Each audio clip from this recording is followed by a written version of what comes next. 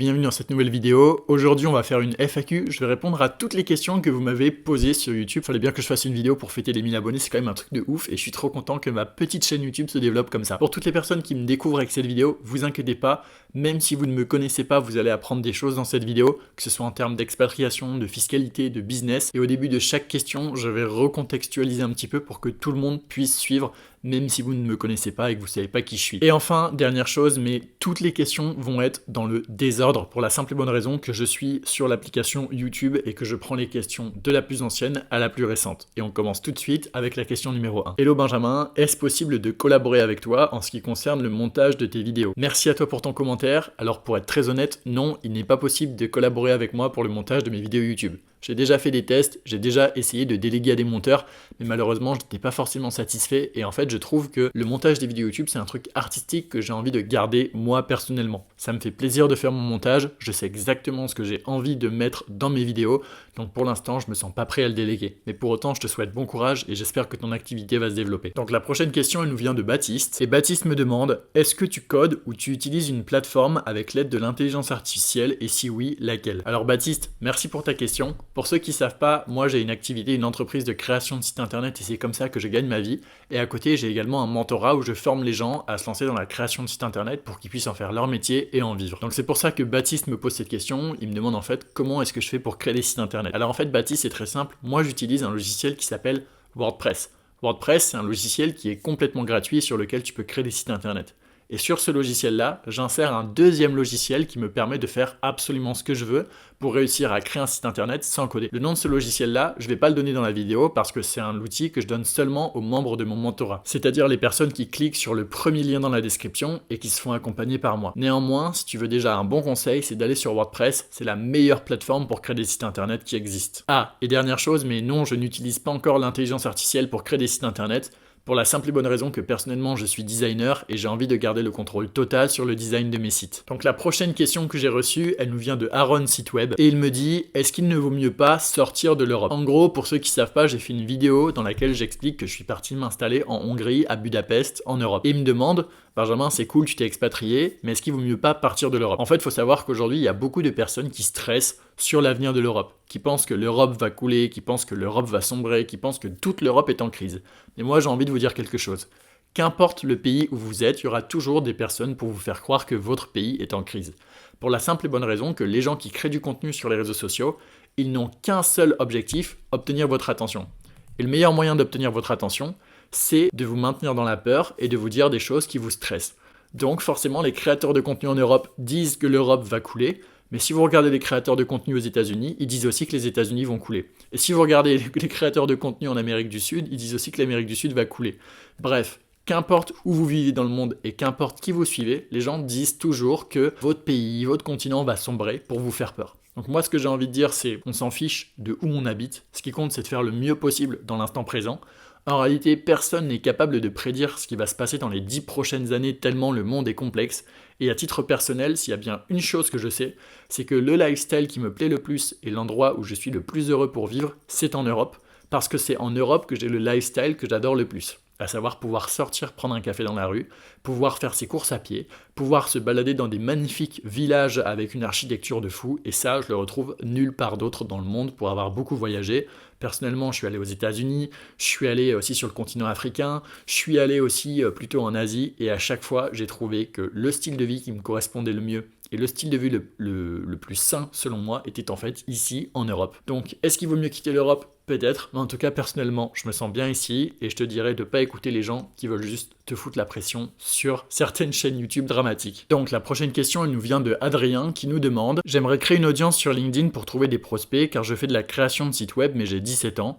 Est-ce que je peux quand même, et quels conseils tu me donnerais ?» Alors en fait, dans sa question, il y a deux questions.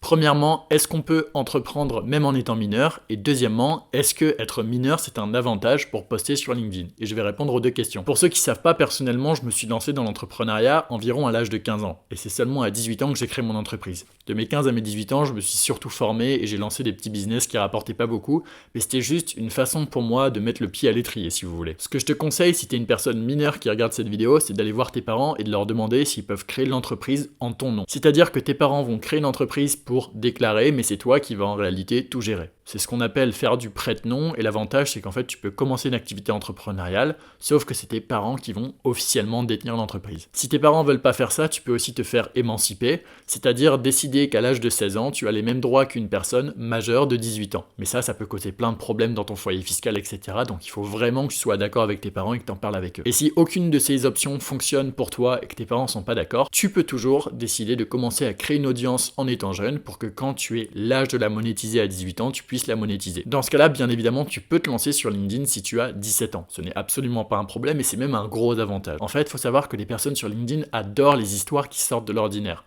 Et si tu es une personne de 17 ans qui se lance dans l'entrepreneuriat, tu as un énorme avantage parce que justement, tu as un profil atypique qui va ressortir sur les réseaux sociaux et qui va faire plus de vues, plus de likes, plus de commentaires. Tu vas avoir des personnes qui vont te critiquer parce que, soi-disant, tu es trop jeune. Tu vas avoir des personnes qui vont t'encourager en te disant que c'est génial que tu te lances aussi jeune. Bref, ça va créer du débat dans les commentaires et donc ton profil va faire beaucoup plus de vues que le profil d'une personne normale. Oui, tu peux te lancer dans l'entrepreneuriat en étant mineur si tu es bien accompagné.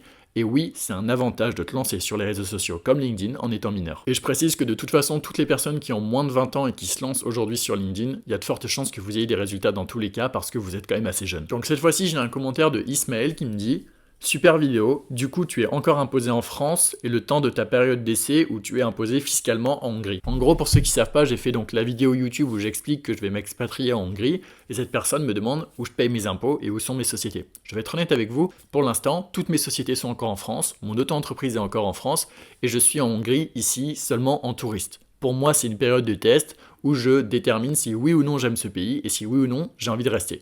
Mais pour l'instant, en fait, je garde tout en France parce que c'est plus simple pour moi et parce que je suis tout simplement en Hongrie, encore en mode touriste, pour décider si ce pays me plaît ou pas. Et de façon plus large, je vous invite tous à vraiment prendre le temps avant de faire des démarches juridiques d'expatriation.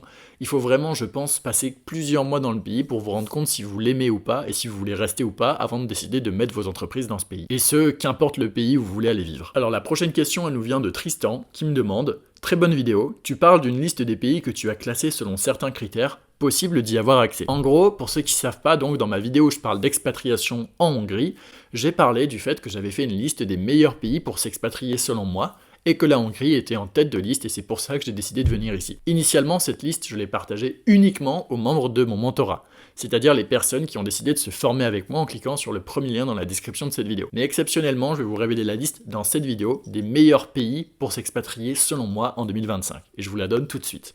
Donc, dans mon top 1, on retrouve la Hongrie avec Budapest. Dans mon top 2, on retrouve le Canada. Dans mon top 3, on retrouve les États-Unis. Dans mon top 4, on retrouve la République tchèque. Top 5, Pologne. Ensuite, on a Royaume-Uni, Pays-Bas, Autriche, Suède, Irlande, Norvège et enfin Allemagne. Alors je sais bien que ce classement ne va pas faire du tout l'unanimité et que plein de personnes vont pas du tout être d'accord avec moi, mais il faut savoir que je suis arrivé à cette liste avec mes propres critères. C'est-à-dire que j'ai défini un ensemble de critères qui sont les plus importants pour moi dans un pays où j'ai envie de me sentir bien pour vivre, et ensuite j'ai classé tous les pays du monde pour voir lesquels rentrent dans ces critères, et je suis arrivé à cette liste. Donc si vous n'êtes pas d'accord avec cette liste, c'est normal, c'est tout simplement parce qu'elle ne correspond pas à vos critères, tout simplement. La prochaine question, elle nous vient de Patrick qui me demande: et pour la langue hongroise? À la suite de ma vidéo, je parle de mon expatriation en Hongrie. J'ai donc Patrick qui me dit: comment tu fais pour la langue hongroise? Eh bien Patrick, c'est pas compliqué, j'ai téléchargé l'application Duolingo et j'essaye d'en faire un peu tous les jours, même si ça fait une semaine que j'en ai pas fait, c'est pas bien. La langue hongroise, c'est extrêmement compliqué. Si vous partez vous expatrier à Budapest, je vais pas vous mentir, vous allez galérer. La bonne nouvelle, c'est qu'ici, beaucoup de personnes parlent anglais. La mauvaise nouvelle, c'est que si vous voulez vraiment vous intégrer dans le pays, il faut vraiment apprendre la langue. Donc à titre personnel, je fais l'effort d'apprendre. Ça me prend du temps, mais c'est pas grave. En tous les cas, je pense que c'est quand même bénéfique et positif parce que ça fait en sorte que Budapest et la capitale et la Hongrie de façon générale restent quand même un pays assez préservé parce que les gens ne viennent pas ici parce qu'ils ont peur de la langue. Donc il y a moins d'expatriés, donc on se sent mieux et donc en fait il y a moins de concurrence tout simplement. Prochaine question qui n'est pas vraiment une question, elle nous vient de Justin Notion qui me dit: le coût de la vie est vraiment abusé à Paris, mais en province tu peux t'en sortir beaucoup mieux. Ce serait cool une vidéo sur tes frais en Hongrie. Alors à défaut de faire une vidéo exprès sur mes frais en Hongrie, je vais y répondre ici dans cette FAQ sur qu'est-ce que je paye concrètement pour vivre à Budapest. Et c'est très simple, vivre à Budapest c'est pas si cher que ça. En termes de loyer, vous en aurez pour maximum 700 € par mois pour avoir un beau 40 mètres carrés, voire même 50 mètres carrés, et très beau, parce qu'en fait, vous allez avoir une hauteur sous plafond de 3-4 mètres minimum en Hongrie. Il faut savoir qu'au niveau courses, vous allez en avoir pour maximum 300 € par mois de budget course alimentation. Niveau salle de sport, vous allez en avoir pour au moins 50 € par mois. En Hongrie, vous pouvez confortablement, très confortablement vivre pour le SMIC, en gros, pour la faire très courte et très rapide. Ce qui en fait un pays globalement pas très cher, parce que si vous voulez par exemple aller vivre à Paris, avec le SMIC, vous ne vivrez pas. Il faut au moins 2500 € pour avoir un niveau de vie potable à Paris, et qui restera quand même inférieur à la Hongrie. Pour avoir le même niveau de vie qu'à Budapest, à Paris, je pense qu'il faut dépenser au moins 3 fois plus. Donc comme ça vous donne un peu une idée des frais, de ce que ça peut coûter et des types de dépenses que vous pouvez avoir ici. La prochaine question, elle nous vient de Monde Tendance, qui me dit: tu as parfaitement raison, 5 sur 5. Que penses-tu de Odoo? Car moi je ne maîtrise pas encore WordPress. Alors j'ai fait une vidéo dans laquelle je parle de création de site web comme c'est mon métier, et cette personne me demande ce que je pense de Odoo, car elle ne sait pas utiliser WordPress, l'outil que je recommande. Eh bien je n'ai qu'une chose à dire: n'allez pas sur Odoo. Je suis désolé, je sais que plein d'influenceurs se font sponsoriser par Odoo. J'ai beaucoup de respect pour l'entreprise Odoo, parce qu'elle est française, parce qu'elle fait un logiciel qui est absolument incroyable, et je trouve que c'est génial ce qu'ils ont réussi à développer en autofinancement. Bref, l'histoire d'Odoo, elle est géniale, le fondateur de Odoo, je le trouve génial, j'adore ce qu'ils font, mais malheureusement pour la création de sites internet, n'utilisez pas Odoo. Odoo, c'est une suite de logiciels qui est bien parce qu'on interconnecte les logiciels les uns avec les autres. Mais pour la faire courte, il ne faut pas utiliser ça pour la création de site internet. Aujourd'hui, le meilleur logiciel pour la création de site internet, c'est WordPress. Ça restera toujours WordPress. Et c'est ça qui vous permet d'avoir les meilleurs résultats pour vos clients. Donc si vous voulez faire de la création de site internet à un niveau professionnel pour vos clients, utilisez WordPress et pas Odoo, je vous en supplie. Sinon, vous risquerez de le regretter. Et pour toutes les personnes qui ont entendu parler de Odoo parce que c'est gratuit, sachez que sur WordPress aussi, vous pouvez avoir votre site internet pour moins de 100 €. Donc vraiment, le prix ne devrait pas être un problème. La prochaine question nous vient de Rachada, qui me dit: quand on démarre avec une auto-entreprise, après combien de temps on peut changer pour la société? Est-ce qu'il faudra toujours gagner 2500 € en cas de changement? Alors, Rachada, il y a beaucoup de choses qui sont mélangées dans ta question, mais je vais essayer d'y répondre. En fait, il faut bien comprendre que le moment où tu passes en société, c'est soit quand tu dépasses le plafond de ton auto-entreprise, qui est généralement autour des 77-18 000 €, je crois, soit quand tu veux commencer à déléguer ou avoir plus de frais dans ton entreprise. Mais je pense que le mieux pour toi, c'est quand même de consulter un comptable avec qui tu pourras faire un rendez-vous pour qu'il te donne des conseils. Généralement, le premier rendez-vous est gratuit et ça te permet de savoir si oui ou non c'est le moment pour toi de passer en société. Également, ce qu'il faut savoir, c'est que créer une société, c'est pas nécessairement 2500 €. Tu peux t'en sortir pour moins cher en passant par des plateformes en ligne. Et encore une fois, dernier point, mais avant de créer une société en France, réfléchis bien si tu veux vraiment rester vivre en France. Parce qu'une fois que tu as fait cette action, partir vivre à l'étranger devient beaucoup plus compliqué. Et enfin, j'ai reçu une dernière question sur Instagram à laquelle je vais répondre, c'est: concrètement, quelles sont les meilleures techniques pour trouver des clients dans la création de sites internet?